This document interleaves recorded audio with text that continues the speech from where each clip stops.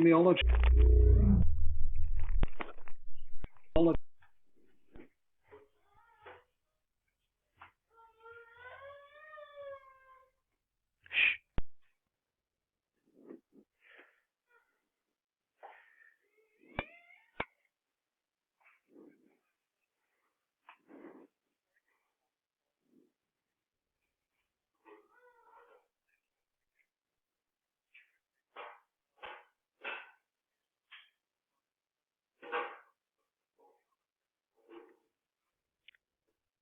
That's pretty close. It's one of the better ones. You too.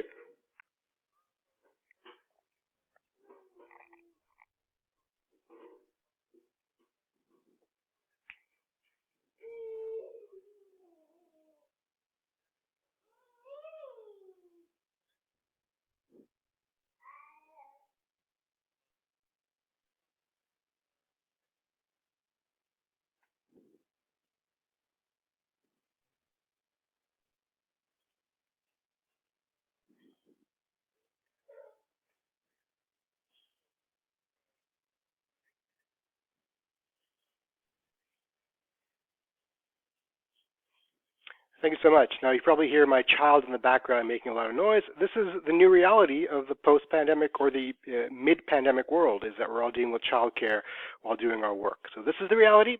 Let's just live with it. If I got to run across the screen and grab him, I'm still connected so you can hear me. So I'm going to share my screen now. I have some slides prepared. I understand time is at a premium. So hopefully you can all see this screen. Fantastic. Here we go.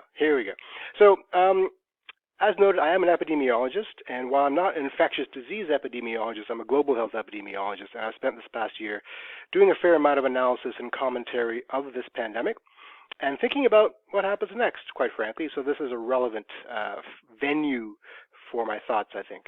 One of the projects that we've started is actually surveying North American university administrators to get their idea of the significant challenges posed by the pandemic when it comes to reopening campuses.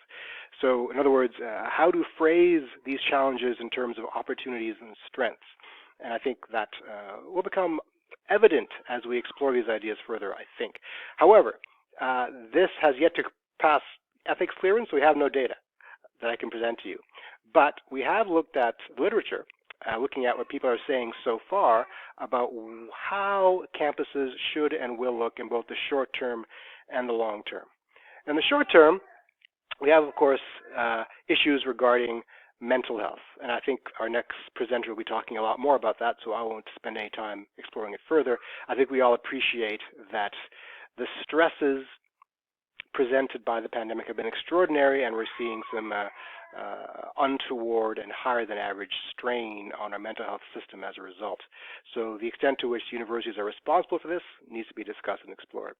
And of course, the immediate public health challenges for both short-term and interim term. As noted in the introduction there, we do expect future pandemics in short order. And if not a respiratory disease pandemic, then something else. Some other kind of public health crisis is always coming down the pipeline of high disruptive nature. So the extent to which we can develop these policies and tools for addressing the current pandemic as we open will be useful in how we prepare ourselves for being labile and responsive for future emergencies. Can you hear my baby screaming in the background? He's having a good time. Don't worry about him. He's all right. And the long-term issues, what I call the 4 R's. We have the reinvention of the classroom, the retaining of students, the reimagining of research, and remaining relevant. So what I'm going to show you now is some quotations from some of the experts, literature, studies relevant to these issues. So in terms of staff and student mental health, as I noted, I'm not going to go too deep into this, but we're seeing things like a huge proportion of students and staff showing signs of depression and anxiety, possibly even suicide ideation. And what does that mean for the university? It means providing timely, crisis-oriented psychological services. This is not new. We've been discussing this for years now. Now it's kind of sped up and compressed into a more shortened time frame. In fact, one of my colleagues described the pandemic as having this insidious ability to compress chronic issues into infectious time frames.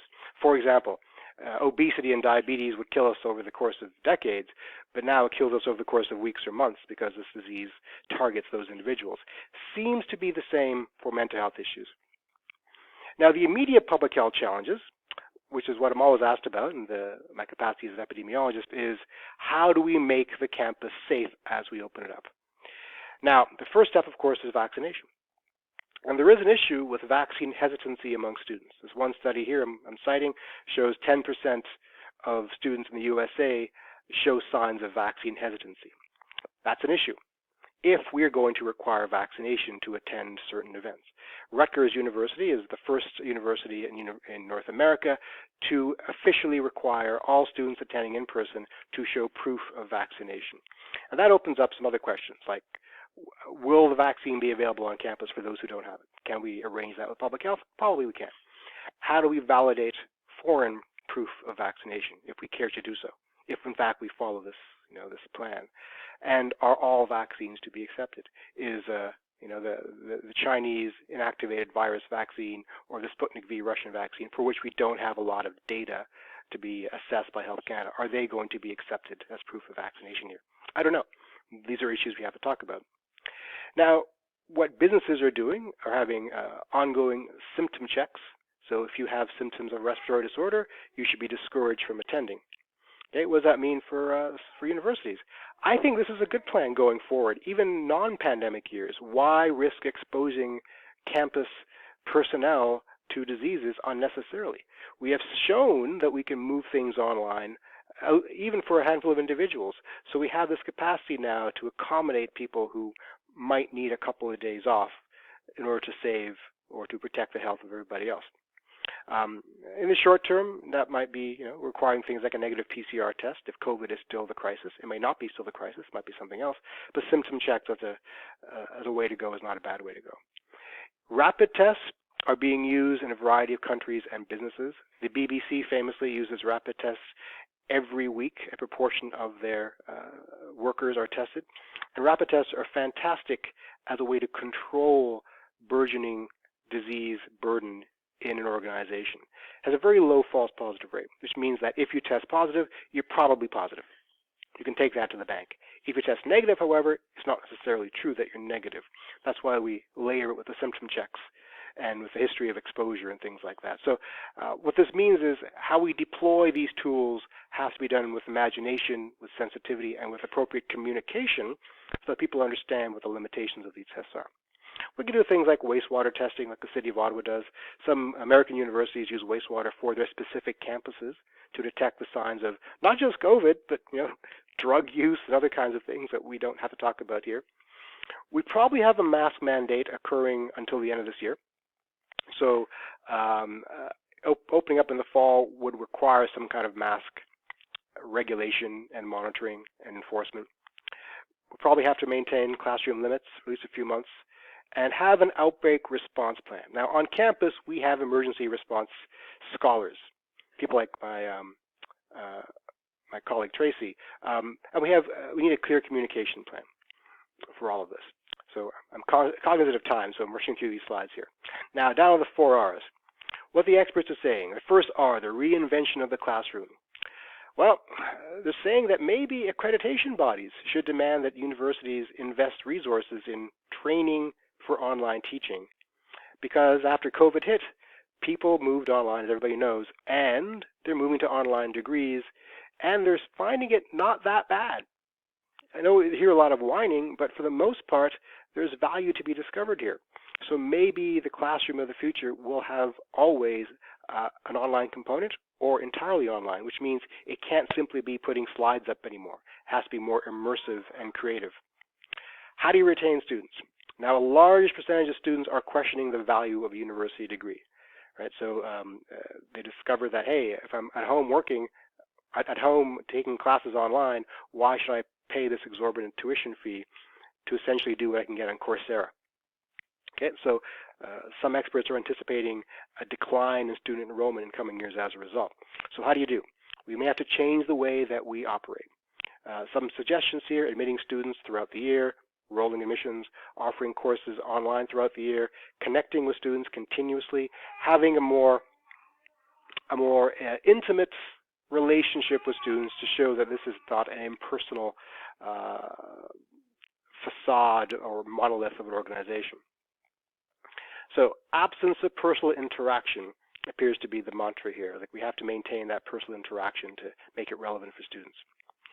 The other big thing, though, is given that everyone's going online, what competitive advantage do we have to retain students who have the option of taking online courses and degrees from universities in the USA or England or Sweden or Asia, right? We have to decide what our competitive advantage is. So for reimagining research, this is for the professors. As a result of the pandemic, as everybody knows, if you're involved in lab research, expensive research involving in-person use of machinery and people, you have to pivot, do some online stuff, do some literature review stuff, whatever. So it's important that professors be labile and flexible and responsive, to have a multitude of irons in the fire for exploring their research, and also making sure that the research has policy relevance. Policy relevance is, again, a signal appearing again and again in this literature that suggests that those researchers who are going to survive this time of disruption are the ones that are valuable to society, and that usually means, can you translate your research into policy relevance? Again, remaining relevant. How do we remain relevant? How do we change the way we operate? As noted before, we admit students throughout the year. And short courses. Short courses are the new thing that companies are creating for themselves. Microsoft, Google are investing in their own small short courses in competition with universities, sometimes in partnership with universities. So maybe the semester-long model is not viable anymore, at least not entirely. People may want smaller chunks of learning. In summary, we have to think about public health controls, obviously, in the near term. I anticipate these would last about a year. The longer-term public health controls are things like, preparing for the next pandemic. Do we have an outbreak response plan? Do we have a plan to retreat rapidly to online, as we had to do last year? That should be something reflexive. And the great challenge is recreating the university so that we can remain competitive in this exciting post-pandemic world. And that includes, of course, more and better online classes, in addition to in-person, right, to compete globally, short courses and programs. One of the other suggestions was these short courses have input from potential employers, again, as a marketing advantage to remain relevant to the students.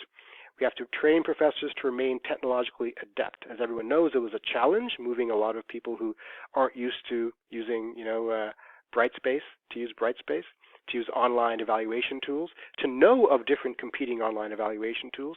VR might be a growth area, so we have to be ahead of that curve. We have to retain students by being student-centered, and being student-centered means meeting students where they live, different learning styles, different evaluation styles. Not everyone can be graded solely on an essay. A variety of tools have to be employed. And we have to be empowering the professors to have flexible and policy-relevant research. That's my last slide. I powered through that to make sure I got it done in time. Hopefully, it was useful. Thanks.